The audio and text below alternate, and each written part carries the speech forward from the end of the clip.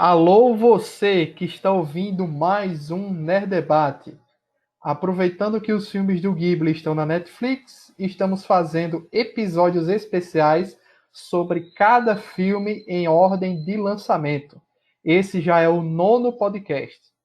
Caso queira ouvir os outros, procure em nosso site ou no nosso feed no Spotify, Deezer, Apple Podcast ou qualquer outro aplicativo de podcast em seu celular.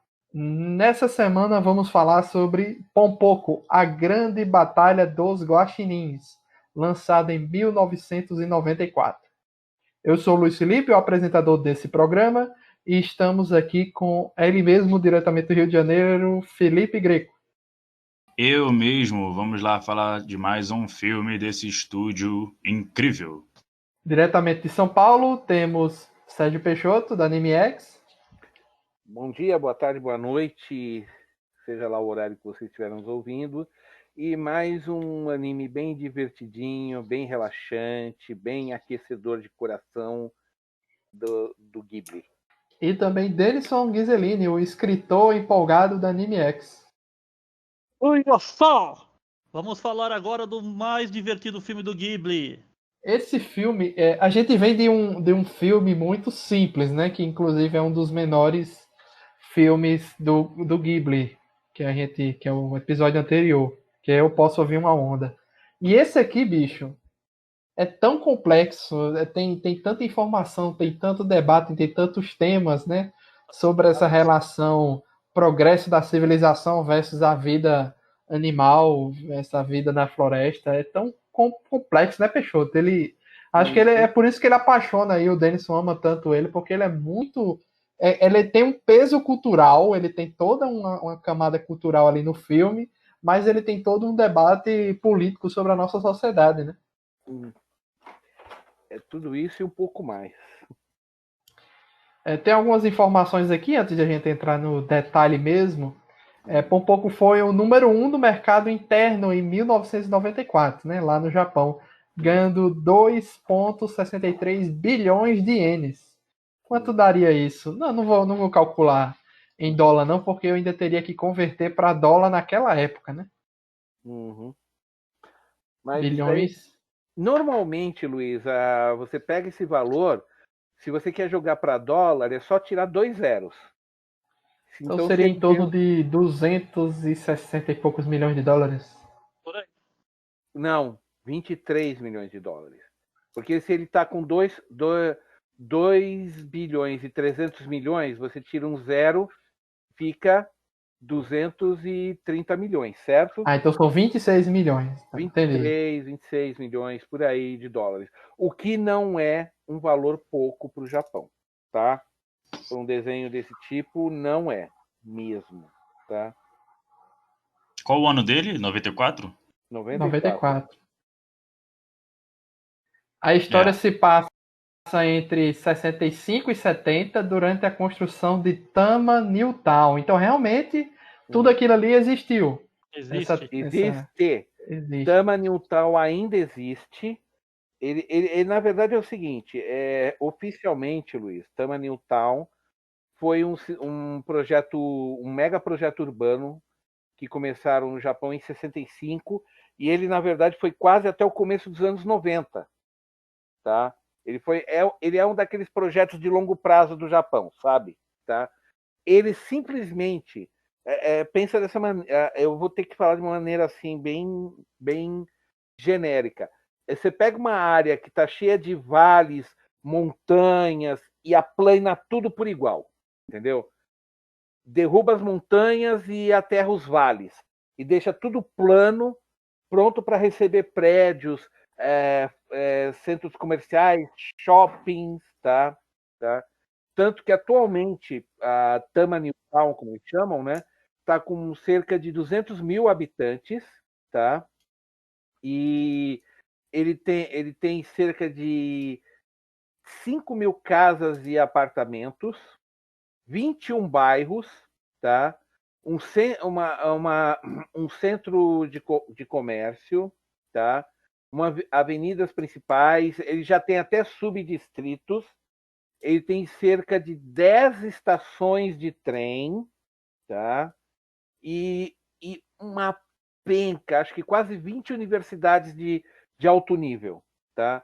E isso tudo foi surgindo de 65 para cá. A ideia deles era construir uma cidade dormitório para os funcionários de empresas em Tóquio. Era essa. Ah, então ele fica perto. Ele fica colado a Tóquio, tá? Entendi. E outra coisa também É tipo a região metropolitana de Tóquio. se você quer um comparativo, seria equivalente a São Caetano em São Paulo, tá? Que É, é o nome que se dá é região metropolitana mesmo, que é sim, tão da região. colado que às vezes você não consegue distinguir onde começa um e Não, termina o outro. e não dá mesmo. Tanto que, na verdade, se você for ver no mapa, a Tóquio meio que faz uma curva por cima de Tama. É quase como se estivesse engolindo Tama, sabe? Tá? E simplesmente porque era o seguinte, era a região mais próxima de Tóquio que estava disponível, só que eles falaram, vai ter que aplanar tudo, e foi o que eles fizeram, que é o que a gente vê no começo do filme, que eles estão acabando com tudo, destruindo morros e tudo mais, e construindo outras coisas, ou construindo prédios e casas e conjuntos de apartamento no lugar. Foi um mega projeto urbano, tá? E ele só acabou mesmo por volta de 92, 93. Foram quase 30 anos de construção contínua, Luiz. Se você contar que o projeto foi aprovado em 65, começou a ser feito em 67, ser feito fisicamente, né? Assim, bota abaixo, né? Em 67, e as primeiras áreas urbanizadas começaram a ser entregues em 1970. Tá? E a partir daí eles foram fazendo uma construção gradual. Não era uma coisa que eles iam fazer tudo em. Não é como foi em Brasília, que fizeram tudo em 5, 6 anos, pronto, levantamos uma cidade do nada. Não foi assim, foi daquele jeito japonês, devagar e sempre, entendeu? Seguindo um cronograma e cumprindo prazos. O jeitinho japonês de fazer as coisas, sabe? Tá? Então, ó, só para você ter uma ideia lá, você tem tem a Universidade Digital de Hollywood, você tem a Universidade Meisei, que é muito conhecida também, tá?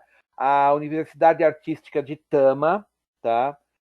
A Universidade Metropolitana de Tóquio, tá lá também agora. A, a Universidade de Farmacêutica e Ciência Viva de Tóquio, tá? Mas um monte. Eu, assim, colégio, ginásio, nem dá para contar, entendeu? É um lugar gigantesco. Eles construíram uma cidade dormitório, simples assim, tá? Ela só tem a função como uma cidade dormitório. E porque, como tinha muito espaço grande, eles transformaram também, eles aproveitaram alguns espaços amplos para fazer essas universidades que eu citei aí, tá? Então, quando a gente começa o desenho, Luiz, eles estão começando a cavar para construir Tama New Town. Isso, ou seja, isso aí por volta de 67, mais ou menos. Uma das piadas frequentes do filme aí, né? É a questão dos testículos proeminentes dos tanukis, né? Os guaxinins. Bolas. As bolas. As bolas. Mas eu acho que Joias da família. as bolas, As bolas da bolitas. família, ou como às vezes é usado na legenda, eles chamam de tesouros.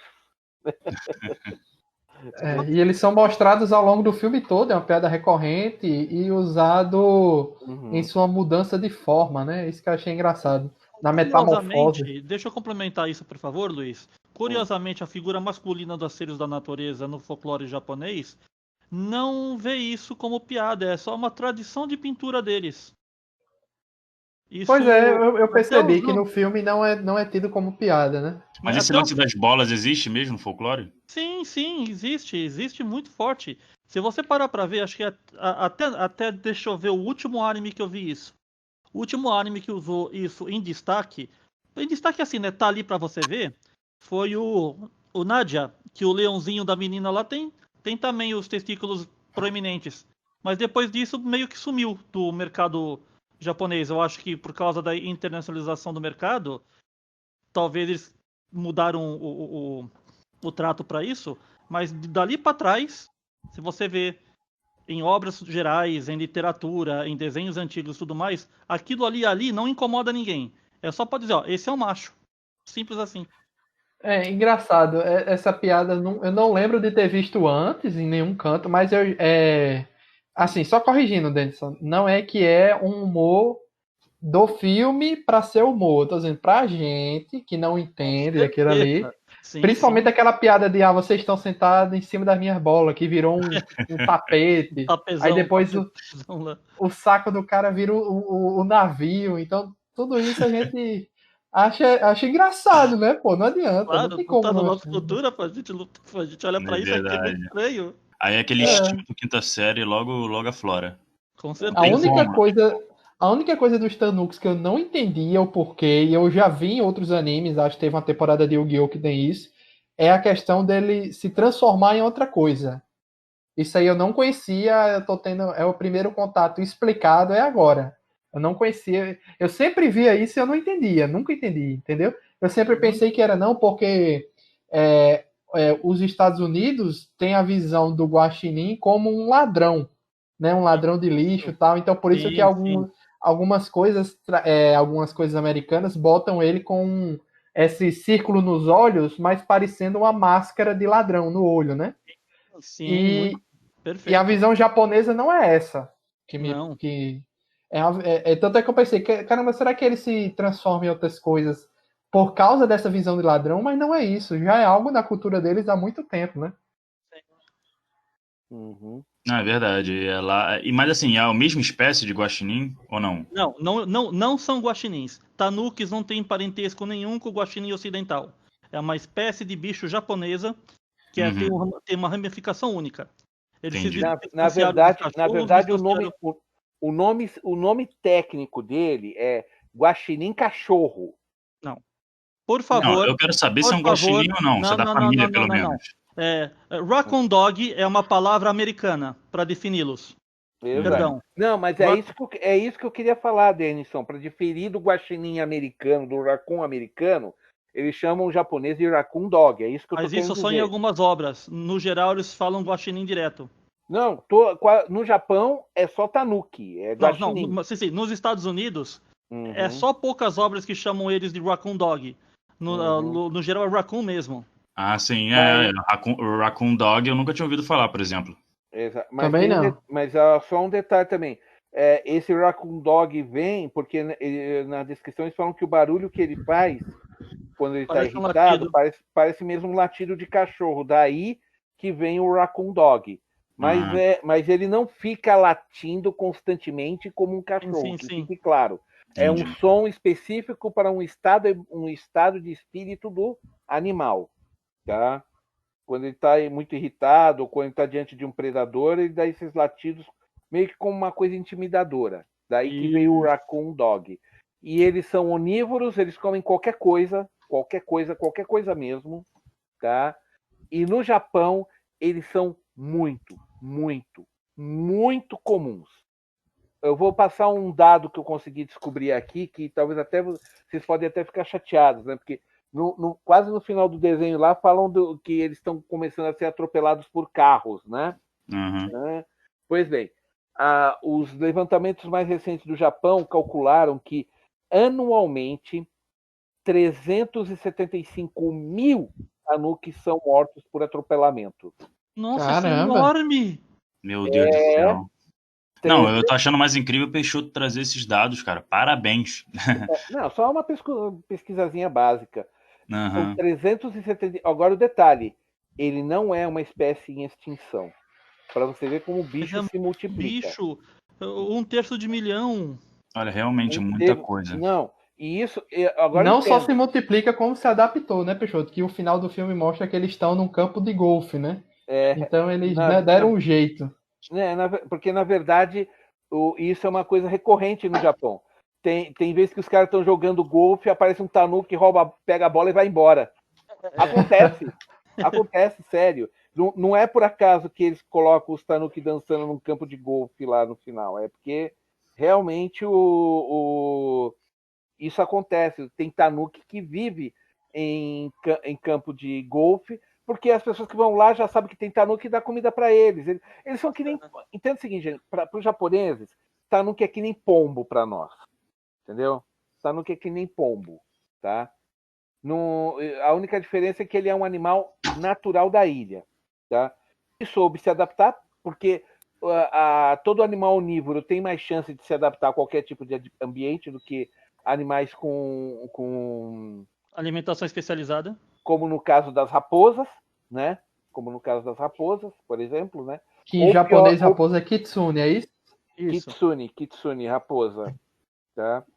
Então o que acontece é que assim, vocês pensam, morre tudo isso de tanuki atropelado por ano e a espécie não está em perigo de extinção, tá? Mas eu acredito que eles devem transmitir raiva também, né? Ou não? Não sei. Não fala nada, não. Mas mas também que é o seguinte, eles não são uma espécie que convive com o ser humano como cachorro e gato. Ah, tá. E outra, eles vivem na natureza, eles são animais limpos no sentido como eu falo, assim, não é que nem rato que vive em sujeito mais. Os tanukis vivem no mato rasteiro, tá? Eles não vivem em bueiros, eles não vivem em esgoto, tá? Eles são onívoros, mas eles têm uma dieta seletiva também. Seletiva no sentido assim, né? Tem pouco que eles podem comer. Eles não vão como rato que come qualquer coisa que acha em esgoto, entendeu? Tá? Acho que é por isso que quase toda geração de Pokémon tem um Tanuki no meio, né? É tão comum, eles sempre colocam, né? Sim. E assim, esse guaxinim, na natureza, ele vive de 7 a 8 anos.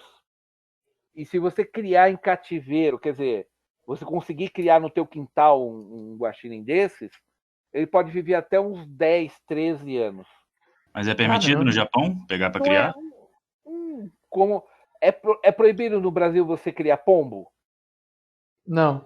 Então, Não, entendi seu ponto. Eu entendi. entendeu Eu o acho ponto que deve de ser uma vista? daquelas espécies que não estão sob perigo de extinção, então não estão com proteção ambiental em cima do gênero deles. Não é regulado pelo IBAMA, e geralmente quem tem esses bichos, na verdade não é que eles têm, é o bicho que tem eles. É o pessoal que mora no interior, aí ele dá comida, o bicho às vezes até entra na casa, tudo mais, mas vive no mato. É um bicho que entra e sai da casa, entendeu? Não é, Entendi. não é tipo cachorro e gato que você pode colocar coleira, entendeu? Tá? Tem tanuki que dá cria em celeiro de casa, porque sabe que lá é seguro. Então, me tirei Acaba só uma fazendo parte dúvida. da família, né? Indiretamente. Indiretamente, isso, tá? Me tirei só uma dúvida aí que agora a Denison me deixou uma pulga atrás da orelha aqui. Vamos lá. Hum. Tanuki, Japão. Nos Estados Unidos tem o Raccoon, que não é a mesma linhagem do Tanuki japonês, mas que o americano também chama de Raccoon, o do Japão. Para o americano é como se fosse tudo a mesma coisa, e aqui a gente usa o nome guaxinim genérico também, igual gato. Tudo é cachorro, tudo é guaxinim. Tipo isso. O máximo que você pode falar assim é guaxinim americano, guaxinim japonês. Pronto. Pô, mas não ser nem da mesma família, estranho, né? Mas isso aí, gente, é que nem chamar panda de urso. As pessoas olham pra aparência e falam: ah, minha vida inteira eu vi isso, isso aí é um urso. O koala. O koala não é urso, mas parece um ursinho em miniatura. É só isso. É o hábito da gente não ter o convívio e chamar pelo aquilo que a gente mais conhece proximamente. Eu vou buscar no YouTube vídeo de Tanuki. Pode procurar.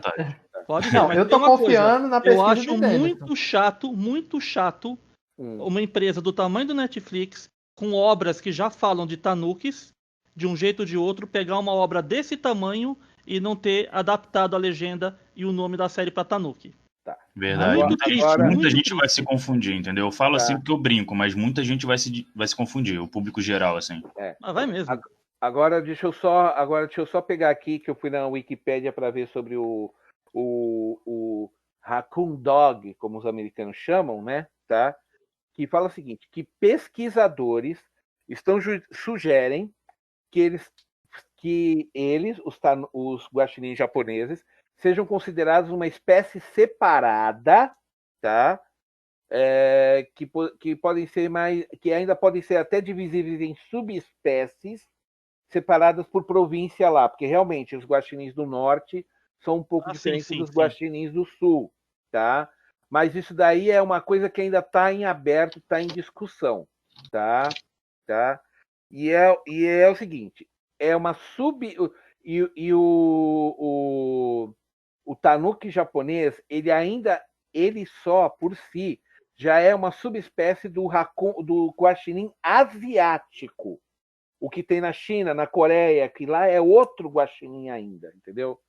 Então, teoricamente, que foi o seguinte, o guaxinim estava na Ásia, de alguma forma nadou até o Japão e acabou virando uma subespécie. Como isso aconteceu, não me perguntem. Talvez não tenha nadado na época da Pangeia e outras coisas, pode ter migrado, pode ser uma raça bem Também, antiga. não, existem N possibilidades, mas assim, o que eles dizem não tem nada a ver, tá? Que aqui, ó, peraí, deixa eu só pegar um trecho aqui ainda da Wikipédia em japonês, da Wikipédia sobre o guaxinim japonês.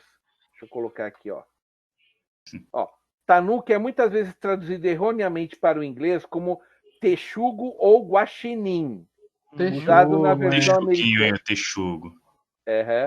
Usado na versão americana do filme Pompoko, né? Dois tipos são não relacionados de animais com aparências superficialmente semelhantes. Caramba! Entendeu? É só aparência mesmo. É só aparência. Tradicionalmente, diferentes áreas do Japão tinham nomes diferentes para os guaxinins como animais, que seriam usados para designar animais diferentes em outras partes do país, incluindo texugos e gatos selvagens. Tá? Caramba! Tá? No entanto, a palavra oficial no dialeto padrão de Tóquio é tanuki. Tá?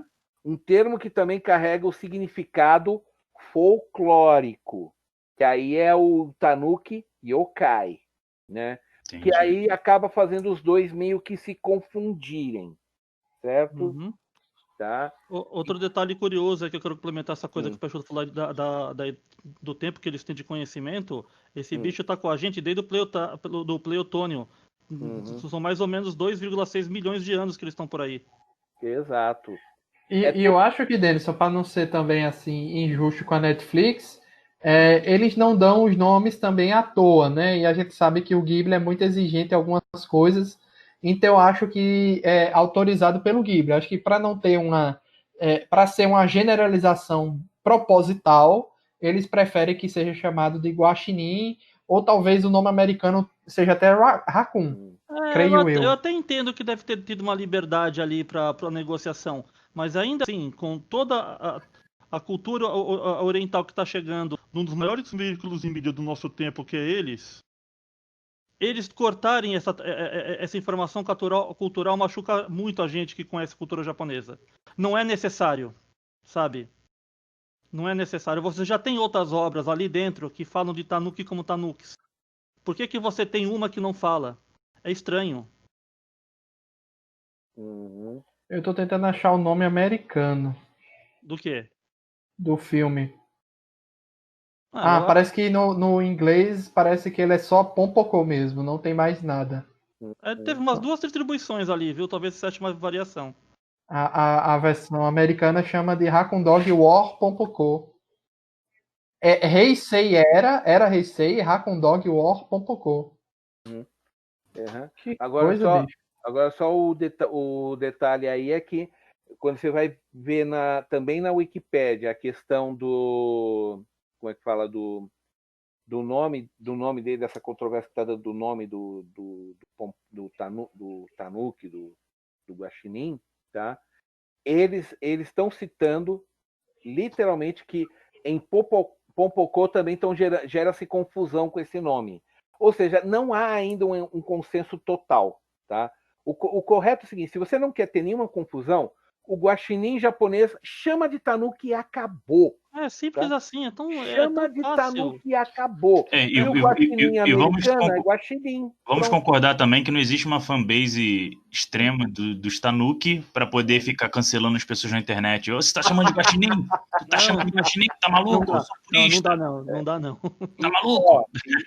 E tem outra piadinha aqui, ó, que nos Estados Unidos eles chamam o escroto, né? O saco deles de malotes do Raccoon, né? Pouches. Raccoon É, Pouches. como se fosse bolsa de canguru. Como Porra, se fosse bolsa sacão de canguru. batata, maluco, sinistro. Não, eles estão fazendo isso porque eles. Que desculpe, na censura americana você vai passar um desenho que tecnicamente é infantil. Desculpe. Sim. Primeiro, Tecnicamente, Popocó não é realmente. infantil, isso é fato, tá? Uhum. Mas na cabeça do americano é. Por quê? Porque tem bichinho antropomorfizado, tá? Sim. E muito E na fofinho cabeça visualmente. e por causa do Disney, na cabeça de todo americano, se tem bichinho antropomorfizado é para criança. É Ah, assim. mas eles fazem sexico. Eu sei, mas Mas, estou ó, mas falando. eu queria falar uma... Pode Pode falar, falar. Caio. Não, vai, Greco, vai, Greco. Você está falando Eu, pouco. Fala aí. eu quero falar algo com relação a isso que você mencionou, de ser uma animação para criança ou não. Porque que acontece? A gente pega como parâmetro a Disney. A Disney, ela tem as suas animações, mas você consegue perceber ali uma mensagem também para as pessoas adultas, entendeu? A pizza e tudo mais. Tem ali um duplo sentido que te emociona, que te leva a lugares que, às vezes, uma criança, quando está assistindo, não tem essa experiência. Porém, a Disney coloca alguns elementos infantis também, faz com maestria isso, é inacreditável, que consegue também pegar o público jovem, as crianças, para as crianças não ficarem entediadas e tudo mais. Aí, às vezes, coloca um bonequinho ali, bota umas piadinhas meio idiota, que não conecta tanto com o público adulto. Então, o filme sempre anda com esses dois caminhos, muito bem equilibrados.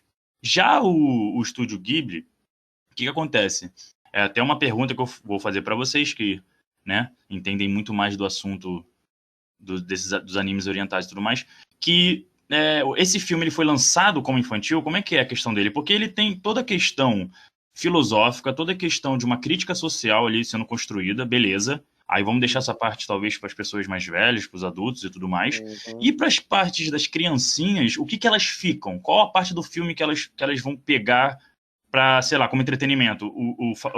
Os Tanukis em si, tipo assim, eles brincando, sendo todos palhaços e tudo mais, porque não é um filme que tem um começo, meio e fim bem estruturado. Não é um filme que tem aquele vilão que é todo galhofa, que faz uma piada e no final das contas os Tanukis vão vencer, entendeu? Não tem isso. Não, ó, Eu vou ter... Por favor, Peixoto. Rapidinho só a minha visão.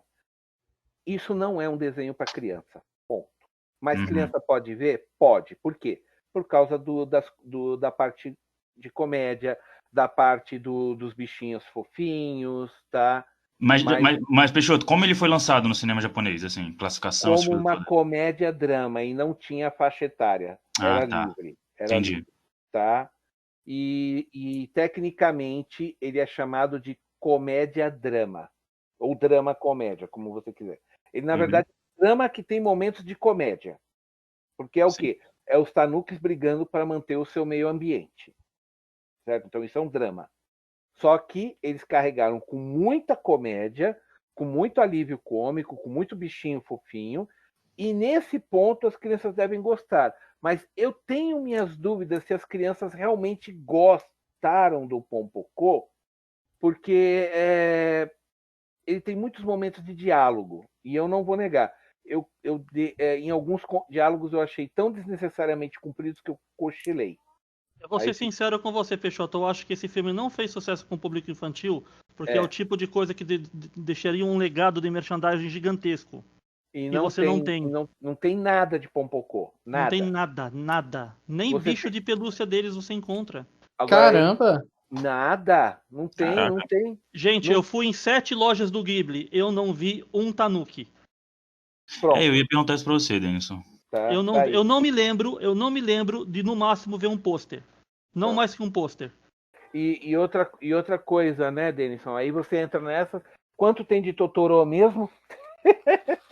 Né? Você é recebido por um Totoro na porta, você tem um cat bus na parede, você tem todo tipo de coisa, mas eu não sei. E eu acho que não tem nada a ver o fato desse filme ter sido dirigido não pelo Miyazaki. Isso não tem nada a ver não, né, Denison? É o Isao Takahata. Não, é o Isao Takahata. Nós estamos falando do estúdio em si, né? Os lugares que você visitou era do estúdio, né? Nada do Miyazaki, né? Não. Entendi. As lojas do Ghibli são lojas do Ghibli, ponto. Lojas do Ghibli. Podem ser terceirizadas, alguém compra lá o merchandise e fala, vou eu lançar minha loja do Ghibli aqui, mas todo o material é oficial.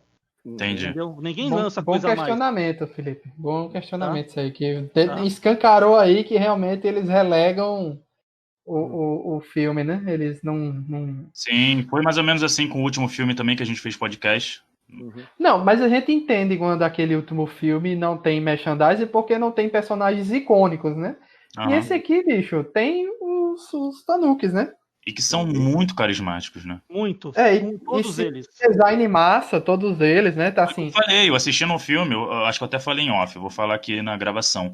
Eu assisti no filme, quando eles estavam na tela, parecia uns 30 Tanuki de uma vez na tela, cada um fazendo uma coisa diferente, é inacreditável. Também isso é muito da animação, né? Tipo, totalmente palmas pra eles, porque realmente você via cada um fazendo uma coisa. E eu voltava a cena pra saber o que o cara lá de trás estava fazendo, Você também o que fez o isso. Tanuki lá do canto. E é hilário. Tem muito easter egg, pô. Tem uns que usam aquelas máscaras que tem o narigão, tem outros que ficam dançando. Então, é aquele papo. As criaturas da natureza, quando percebem os seres humanos e querem compreendê-los, o que eles fazem é imitá-los. Acho que teve um momento lá que rolou até um Jiraiya lá, um ninja Jiraiya no sapo.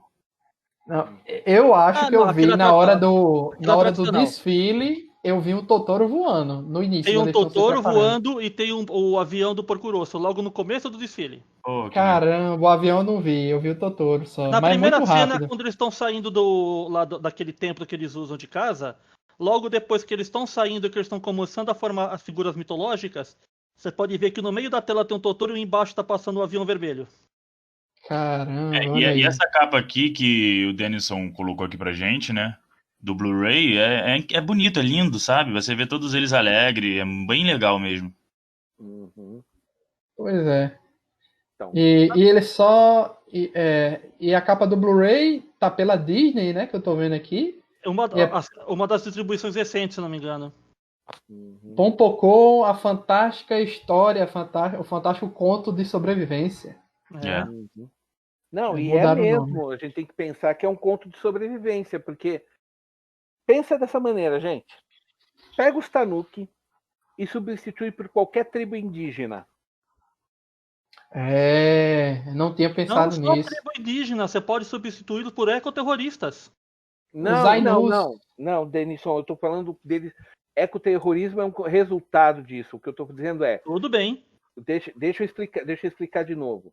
Até porque normalmente os ecoterroristas não viviam ali e se tornaram aquilo. Eles estão pelo mundo lutando pelo direito da galera que vive ali, no geral, né? Exato. Eles não, eles estão sendo retirados do local de vida deles natural em nome do progresso, né? É exato. É como eu já disse. Pensa o seguinte: tira os Tanuki e bota, sei lá, os Yanomami, Os Ainu também no Japão. Os Ainu, os Apaches, os Comanches, tribos africanas. O que? É o meio ambiente sendo o mundo deles sendo destruído pelo avanço da tecnologia do homem branco, e eles têm exatamente as mesmas 3 opções que a gente viu que os Tanukis tomaram ao longo do filme. Coloca nessa lista aí também os navios do Avatar, né? Pode ser, os navios do Avatar também, por exemplo. Mas vamos lá. Eu não tinha fechado por esse lado, Peixoto. Então, agora pensa só nisso.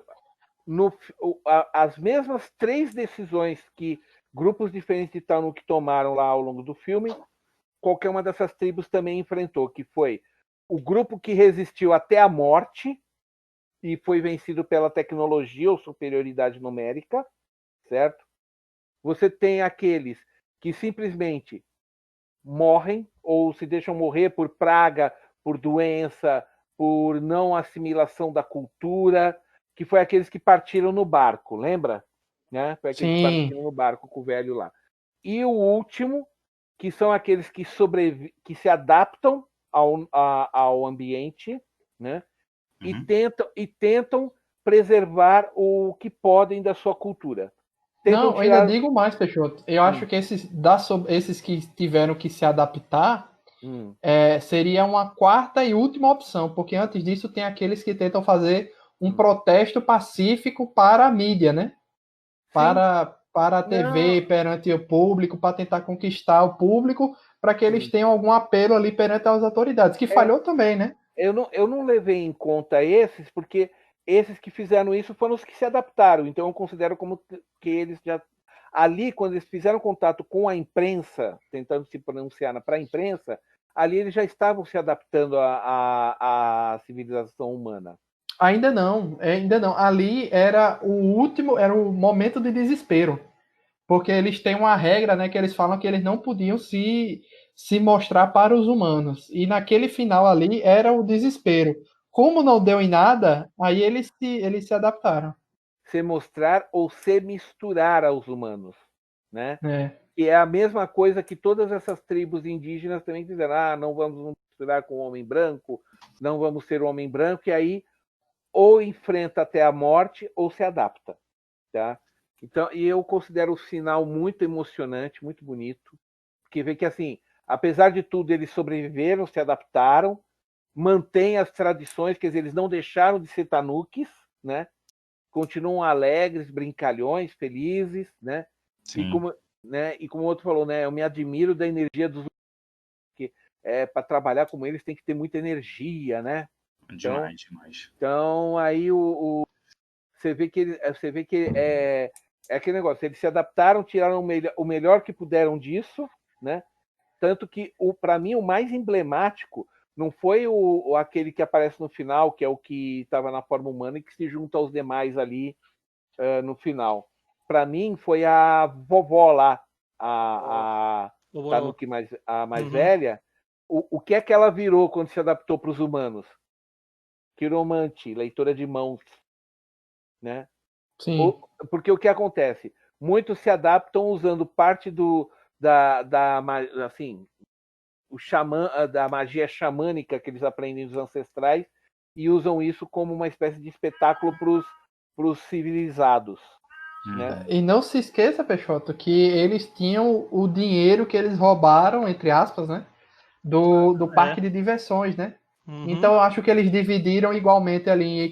Quem quis se adaptar aos humanos, dividiram ali igualmente para se adaptar, para entrar na cidade, pelo menos para não entrar liso, né? Zerado, né? E a partir dali cada um que se virasse para conseguir sobreviver a partir daquele dinheiro básico. Na verdade, e outros que não se adaptaram e ficaram nos lixos, tal. Né? Mas aí é que tá. Eu ainda considero esse negócio do dinheiro um dos furos da história, porque mostra eles tirando dinheiro. Eles falaram, eles fizeram isso como uma espécie de vingança para o cara que roubou a ideia do desfile deles, né? Porque eles queriam fazer um desfile para as pessoas perceberem a presença deles e abandonarem o local e deixarem ali a natureza, né? Aí aparece um cara do parque de diversões lá e diz: não, foi a gente que fez, foi um golpe publicitário. Ou seja, toda aquela manobra que custou a vida de um dos anciãos foi para nada, né? E aí você descobre como é que as raposas se adaptaram ao mundo humano, né?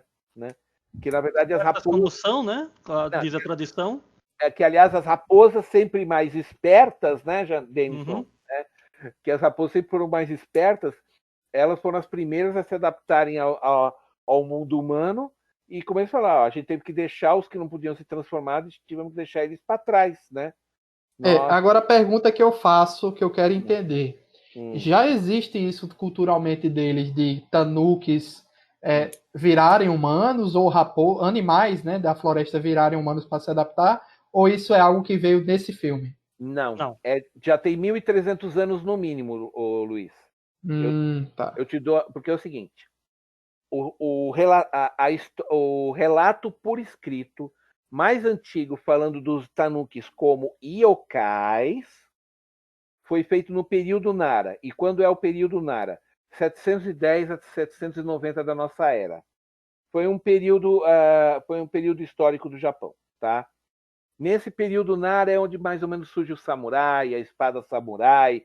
Eles começam a mudar a roupa que era uma cópia cuspida, escarrada assim, a roupa, os costumes da cor, tudo mais eram cuspidamente copiados da China, né?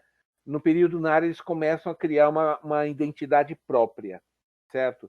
Então o relato mais antigo vem do período Nara, de uma princesa que ela narra que ela diz que numa determinada província, durante a época da primavera, os Tanuki se transformam em pessoas e realizam festas. Tá? Ou seja, se ela escreveu isso, já devia há muito tempo antes já ter essa crença de que o Tanuki se transformava em pessoa. Tá? E as histórias dos Tanuki são que eles não viram só pessoas, eles viram qualquer coisa que eles quiserem. Tá? Eles viram chaleiras, eles viram sinos, eles viram roda de carroça. Você tem inúmeras histórias no folclore japonês de tanukis ou ajudando para retribuir algum humano que ajudou eles, ou eles se transformando para pregar peças, porque eles nunca fizeram o mal para as pessoas como as raposas. As raposas chegavam a matar pessoas quando se transformavam em humanos, tá? Só que no caso do Tanuki, não. O Tanuki ali era só travesso, ele fazia travessuras, molecagem, tá? Então, por isso que no folclore japonês ele sempre vem o Tanuki com uma criatura inofensiva. Eles se transformam, mas eles só fazem coisas inofensivas, eles não fazem nada de perigoso. A gente só tem que tomar cuidado para não cair nas pegadinhas deles, tá? Só que nas raposas eles já falam, gente, olha, cuidado que se você cair numa da raposa, ela vai te devorar, porque a raposa era um bicho carnívoro, lembra? Né? Ou ela te devora ou ela te amaldiçoa. Ela te devora ou ela te amaldiçoa. E havia aquele negócio que uma raposa de 2 caudas é mais poderosa do que de uma, de 3, até que o máximo era a raposa de 9 caudas. Eles falam que a raposa de 9 caudas era equivalente a uma fênix, era imortal, era uma deusa, uma raposa. Só que como é que uma raposa consegue 9 caudas? Devorando 8 raposas. Tanto é, Peixoto, que as raposas do filme, elas já mostram que elas estão no ramo do entretenimento adulto, né? Exato, né? Que ali eles falaram, todas aqui são raposas, né? Ou seja, você vê que ali a raposa que está negociando com o ancião ali, ele já criou todo um ambiente para seduzir o cara. Olha, trabalha para eles que você vai ganhar dinheiro, aí vocês vão sobreviver também como a gente, vai dar tudo certo, né? Então, ou seja, que as porque também existe uma coisa. Você tem no Japão dois apelidos. Apelidos ou provérbios, tanto faz, tá? Que se alguém vira para você e fala, ih, você tem uma cara de tanuki, quer dizer que você tem uma cara de bobo, de ingênuo, de inocente, de criança. Vale tudo isso, entendeu? A cara de tanuki é para qualquer coisa inocente e ingênua, tá? Agora, se falam para você que, tu tem uma cara de raposa, tu tem um jeito de raposa, é o malandro, é o esperto, é o cara safo, entendeu? Sim, a cara daquela raposa ali, já humana, né, já mostra uma cara de malandragem total, né? Exato. Tanto que, apesar que a ideia dele não era ser malandro, não era passar perna nos tanukis, nem no próprio pessoal do ele só do queria parque ganhar ele tinha intenção de passar perna. Ele queria realmente que os tanukis se adaptassem, né? E ele queria ganhar o dele em cima disso. Ele estava fazendo intermediação, né? Mas não era assim, passar perna, enganar ninguém, não. Não. Era intenções boas, né? Exato. Não, intenção boa porque tinha interesse dele na jogada. Vamos deixar isso claro. Não, claro, mas ele não queria ver os tanukis serem extintos, por exemplo, ali, né? Que todo mundo morresse. Não, olha, eu acho que para ele tanto fazia. Na minha opinião, tanto fazia. Ele só estava ajudando porque ia lucrar, gente. É simples assim. Pronto, é isso que é aí que eu tô tentando chegar. Obrigado, Denis. Obrigado. Que não tem problema, né? Não tem problema. Não tá errado, mas ele não há nenhuma gota de altruísmo nisso. As raposas não são altruístas. Isso é do folclore japonês. É aí que eu quero chegar, entendeu? As raposas, elas não fazem coisas. Raramente tem uma história de uma raposa fazendo algo por bondade. Ela sempre faz algo porque está faturando ou está saindo por cima. Ou está se divertindo no mínimo. No mínimo está se divertindo, está fazendo uma pegadinha. Mas geralmente ela faz para faturar alguma coisa, para sair no lucro. Sim, sempre. Tá? Tanto que aquele negócio. Eles têm uma expressão lá que eles chamam de Kitsune Onna, né? Mulher raposa, para aquelas mulheres mais espertas, mais malandras, né? Eles têm essa expressão, Kitsune Onna, né? Então, tem, tipo, por exemplo, uma personagem que a gente pode citar, se lembra do Love Hina? Sim. Não tinha a Mitsune. Mitsune era de cabelo curtinho, Não, tinha a Mutsune e a Kitsune. Ela chamava ela de Kitsune mesmo. Todo mundo apelidou ela de Kitsune porque ela era malandra que nem uma raposa. Sim. Só que o nome dela era ou Mitsune ou Nutsumi. Eu sei que era uma coisa que parecia com raposa. Aí o pessoal já aproveitou o embalo e tascou o apelido. Todo mundo só chamava ela de raposa, Kitsune. Entendeu? E não é só ela, tem várias outras que são personagens, principalmente femininas, em vários animes, que são chamadas de raposa. Tá? Isso aí é uma coisa deles. Como eu falei, Tanuki está sempre relacionado à criança, à inocência, à peraltice, e raposa, Kitsune, está sempre relacionado a malandragem mesmo, passar perna, dar golpe. Tá? E sim, também peraltice, mas às vezes umas coisas mais perigosas e sérias do que os Tanukis faziam. Tá? Por isso que no Pompoko eles são tratados como se fossem, na verdade, crianças. Né? Se você vê o comportamento deles é como se fossem crianças. Né?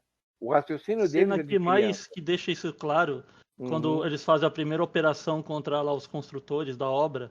Aí, quando dá certo, todo mundo fala: Não, peraí, a gente acabou matando 4 aqui. Vamos fazer um minuto de silêncio pelos próprios humanos que a gente acabou levando nessa operação.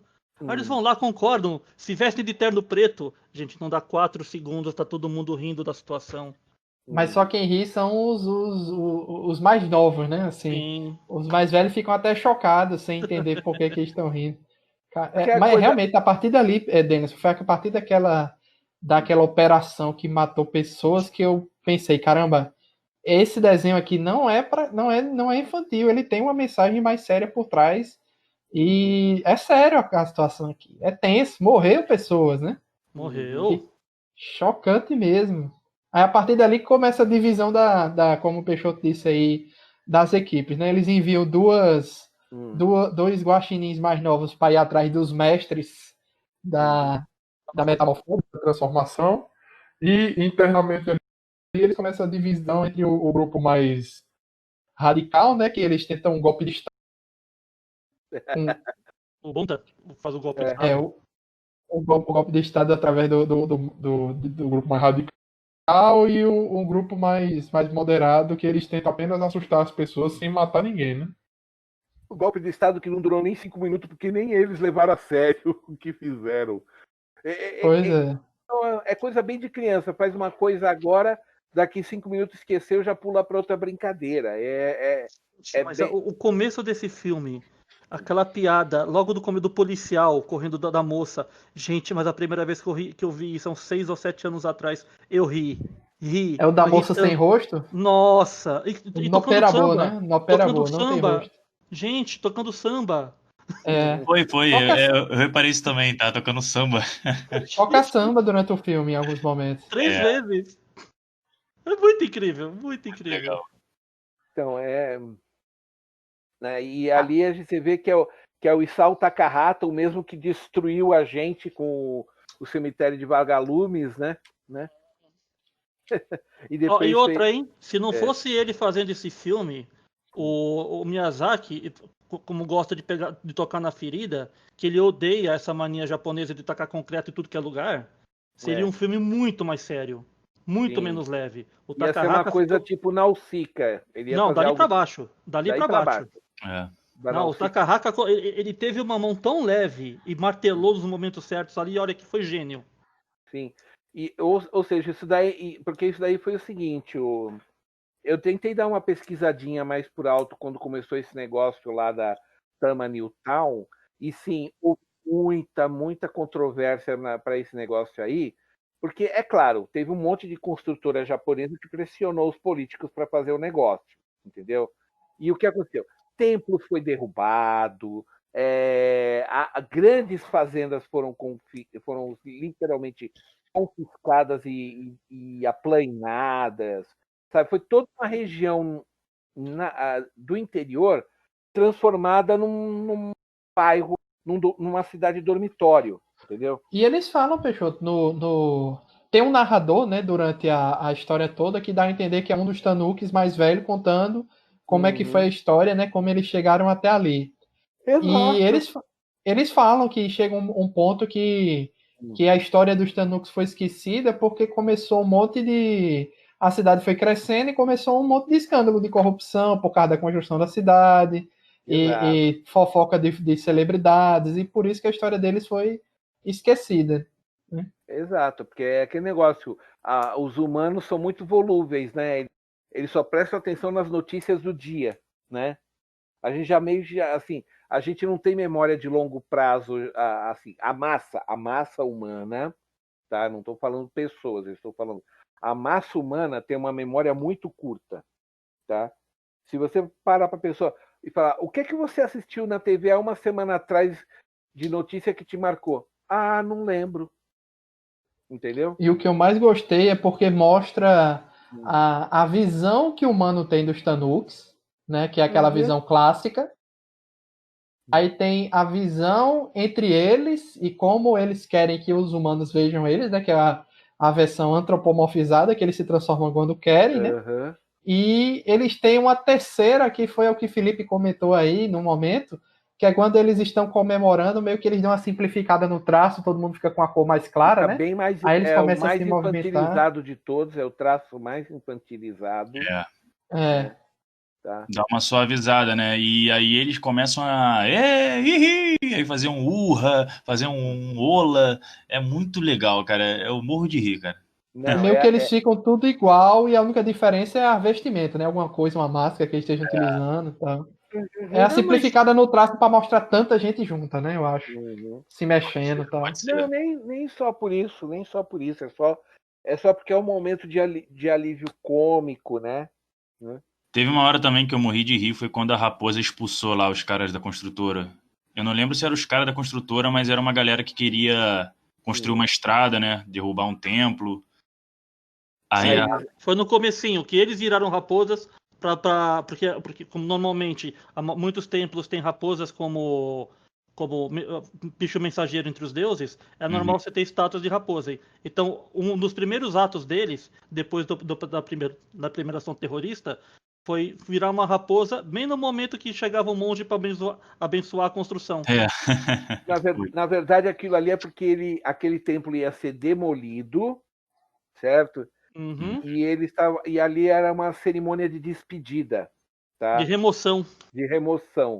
Aí aparece a raposa na mesma hora os caras ficam reverenciando, tá ligado? Desculpa. Desculpa, né? Exatamente. Gente, uma coisa que eu acho fantástica nesse filme, não foi levado em conta no roteiro, né? Mas isso é só uma visão minha. Gente, tá aparecendo divindades de uma religião a olhos vistos.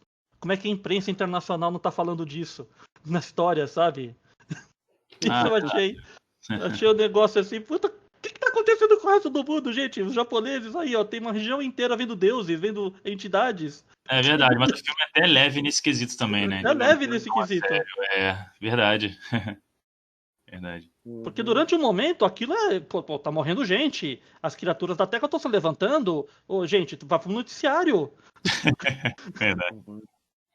Não, e tem uma diferença ali dos momentos em que algo divino está acontecendo e algo que os Tanuks estão fazendo.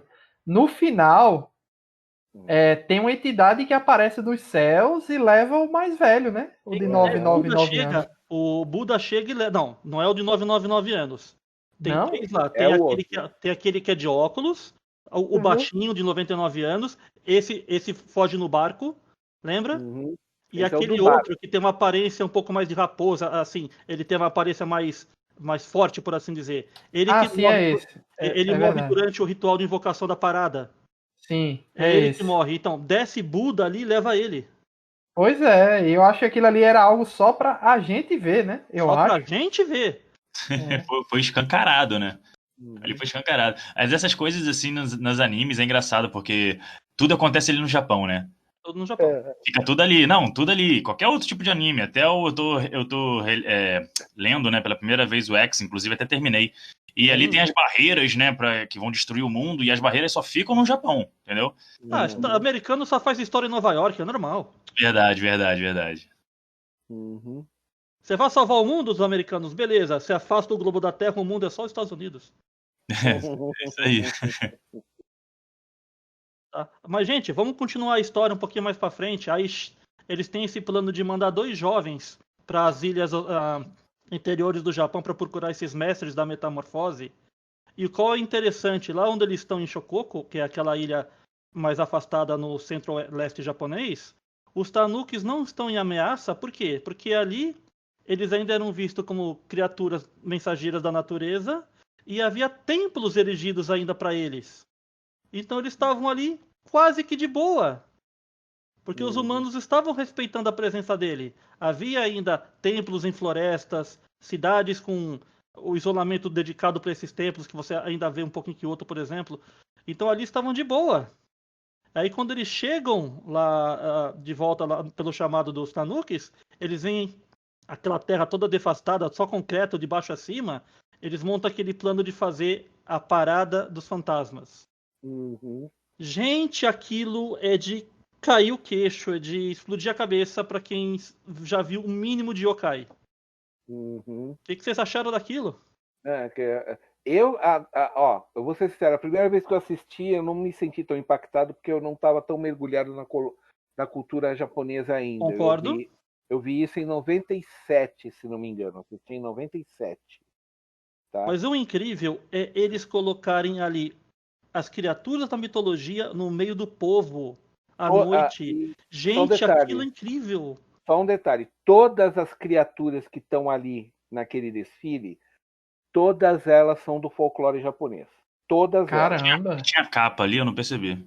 Não, todas. Quê? Olha, Tinha capa. Tinha capa. tinha tudo, tava tudo lá. Aquele, você viu que teve um grupo de pigmeus lá, de garotas dançando. Então, Sim. e tem esse povo que eles dizem que vive na floresta, que é um povo pigmeu. Tem tudo... o guarda-chuva de um olho só e uma perna. Exato. Apareceu aí naquele outro desenho lá, o Geno lá, como se chama? Qual que é o nome, Peixoto? Do garoto que só tem um olho também? Isso. Então, todas aquelas criaturas que apareceram estavam todas dentro do folclore japonês. Todas elas. Excetuando, é claro, as referências ao Ghibli, como apareceu o Totoro e o Porco Rosso lá. Acabei de achar Kiki, viu? E a Kiki. Pronto, tá aí. Acabei de achar Kiki. Então tá completo. Tá completo. Né? Então aí vocês veem que o negócio ali foi tudo dentro do... Foi um desfile de todo o folclore japonês. Tá? Ali foi um desfile de todo o folclore japonês. Muito bem feitinho, muito impressionante. Tentando fazer os humanos se lembrar que as criaturas da natureza merecem referência, que devem ser respeitadas, que a ideia deles é fazer o culto à natureza voltar. Vamos ser sinceros, né? O shintoísmo explodir de volta ali, né? Essa era a ideia, vamos falar a verdade. Verdade. Então, mas só que infelizmente aí aparece um cara dizendo que não, isso daí foi uma campanha publicitária do meu parque de diversões. Eu dá vontade de enforcar o cara numa dessas. Acabei de ver o avião do Porco Rosso, o Kiki, que eu não tinha visto, eu só tinha visto o Totoro. E realmente, são eles, é o Totoro, é a Kiki e é o avião do Porco Rosso, não é versões, não são versões. São eles mesmo. No filme do Ghibli é permitido, né? Então, claro, autorreferência. Autorreferência. É só lembrar sabe quem começou isso daí, na verdade, gente? Foi o Alfred Hitchcock, diretor de cinema de trailer. O diretor de se autorreferenciar? Não. Ele aparecia como figurante em todo o filme dele. Era uma pegadinha que ele fazia em todo o filme. É o seguinte, você coloca Alfred Hitchcock, aí você pede para procurar as cenas em que ele aparece, que tem várias páginas que falam, no filme tal ele aparece em tal momento, no filme tal ele aparece em tal momento. E são cenas rápidas, assim, tipo de 5 segundos, sabe? entendeu? Ele fazia isso para assinar o filme dele, entendeu? Uhum. E aí, com o tempo, cada diretor fez de um jeito ou de outro, tá?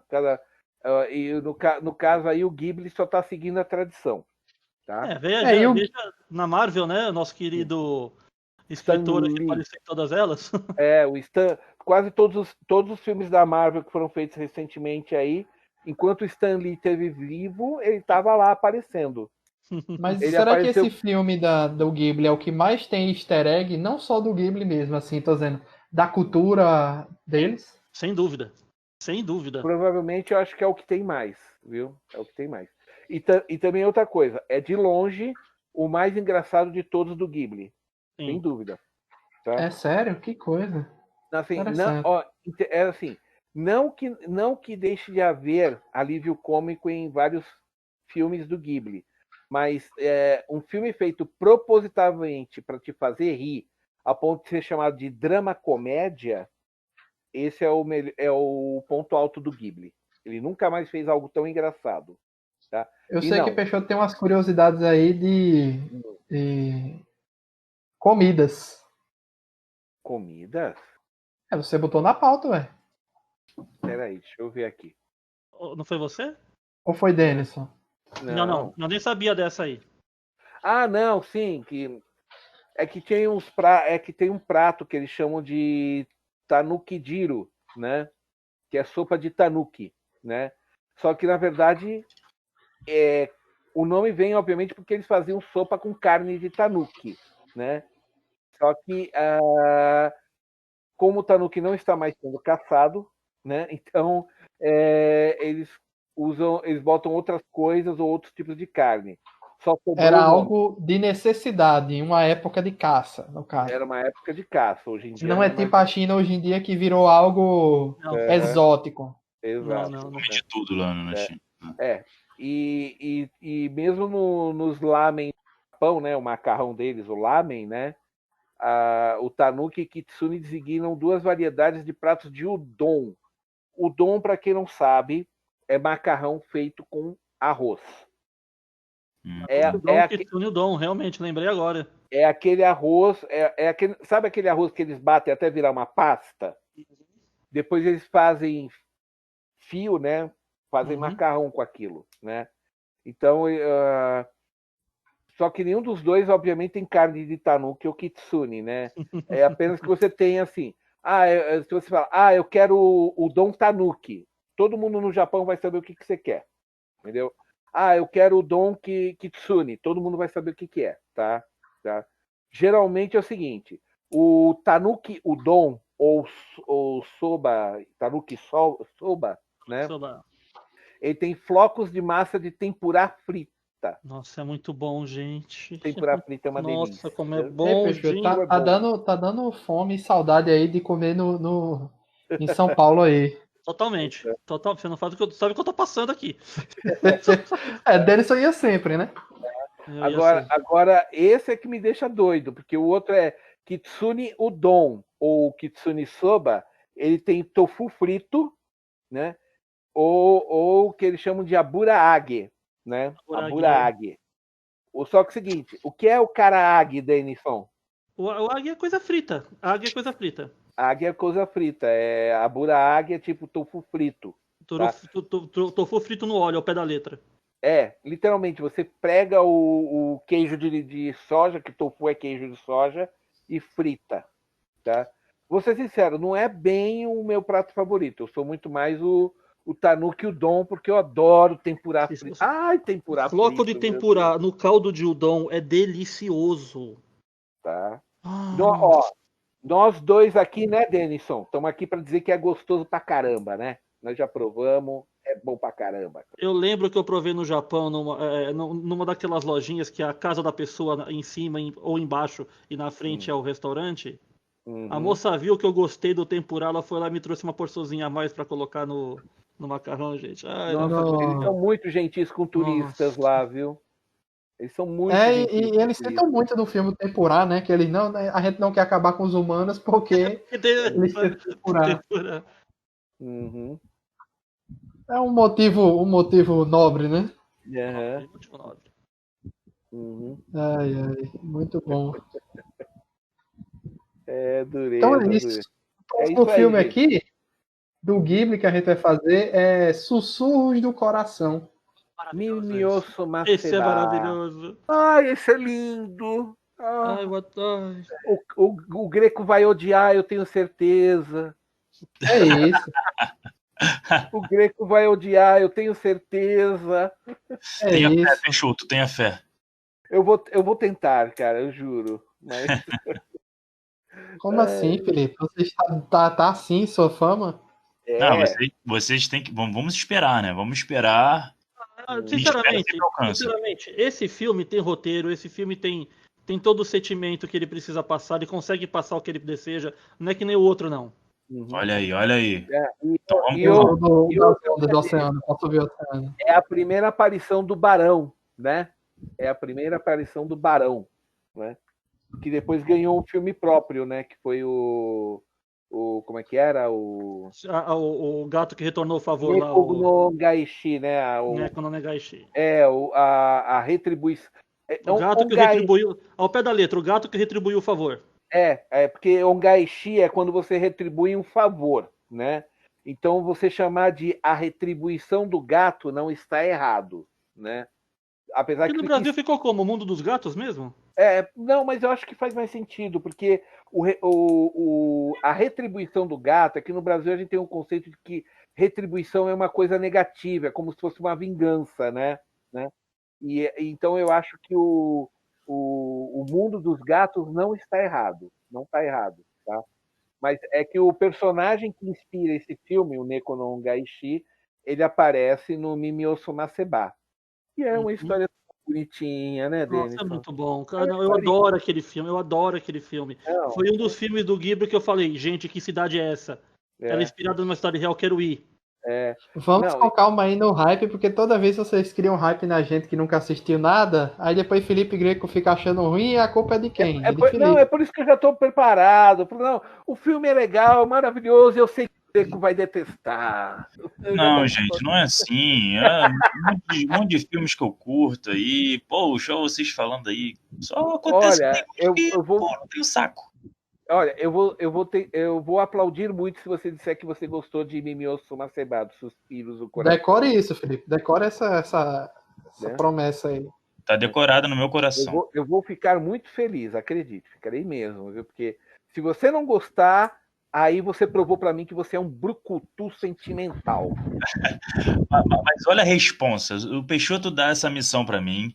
É um cara que eu sempre deixei claro aqui que eu admiro pra caramba. Ele fica até sem graça aí quando eu elogio ele. E agora ele tá falando isso pra mim, ó. Se você gostar do filme, terás a minha admiração. Mas se não gostar, vai provar que é um brucutu sentimental. E eu Fechou. não vou esquecer isso, viu? Também. Fechou. Você tem Então os dois. é isso, agradecer É uma a aposta presença. com os dois lados, viu? É uma aposta com os dois lados, viu? Os ouvintes estão de prova aí quando sair o podcast. É isso Tem aí. mais alguma curiosidade aí do Pompocô? Deixa eu ver aqui que eu Pela tenho. pauta aqui eu não vi que faltou nada. Não, o básico aí a gente falou do histórico, a minha comparação com a questão de tribo indígena já está colocada na mesa e todos vocês concordaram que está correto, né? Tá? É aquele negócio, né? Eu só tenho a dizer que eu achei o final muito, muito emocionante, muito bonito, tá?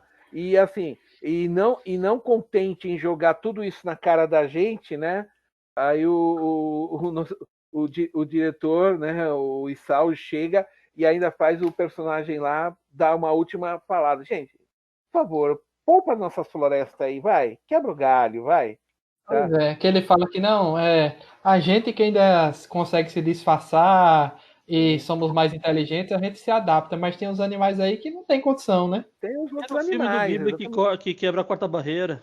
Pois é, achei massa. Eu não esperava aquilo ali, Peixoto, também. Não, eu já tinha visto o filme, mas pelo que eu me lembro também, acho que foi a única vez num do Ghibli em que você teve esse tipo de quebrar a quarta parede, sabe? Assim, de um personagem vir, olhar para a câmera e falar diretamente com você, sabe? O Isao estava muito, muito, muito afim de fazer o pessoal, olha, gente, acorda, vamos preservar o que sobrou da nossa natureza aqui na nossa ilhazinha. Ela já é tão pequenininha, né? E olha, de certa forma isso funcionou, viu? Porque atualmente, nunca na história do Japão houve tantos programas para preservação de meio ambiente como tem atualmente. Tá? Interessante. Sabe assim, não dá para dizer que a culpa é do Ghibli, é por causa da mensagem do Isao. Não, não é. O Isao ajudou, mas é que os próprios japoneses perceberam, olha, a gente está numa ilha pequena, com recursos limitados, nós estamos acabando com ela. Aí não dá, né? Então aí eles equilibraram a coisa, tanto que hoje em dia para você construir em área verde lá é um saco. Eles estão verticalizando tudo, compactando assim os prédios cada vez mais altos e mais firmes e assim você não vê mais a coisa se espalhando para comer as florestas. Até porque, na verdade, também as florestas só sobraram nas montanhas, né? Você ia ter que subir a montanha para fazer algum estrago. Então, né? Tá? Mas é isso aí, gente. Da minha parte, o que eu tinha a dizer já está dito. Ok? Eu também. Interessante. Show. Obrigado aí aos amigos por ter participado de mais um programa. Acompanhe aí as nossas lives na Twitch do Nerd Debate. Acompanhe a gente no Instagram que você sempre vê as novidades. Obrigado a todo mundo. Ouçam nossos outros programas anteriores do Ghibli e os que vêm depois. Estamos quase na metade, gente. Está quase na metade. Tá? Então é isso. Obrigado e até a próxima, pessoal. Valeu. Tchau, tchau. Valeu, pessoal. Tchau. Tchau. Valeu. Tchau.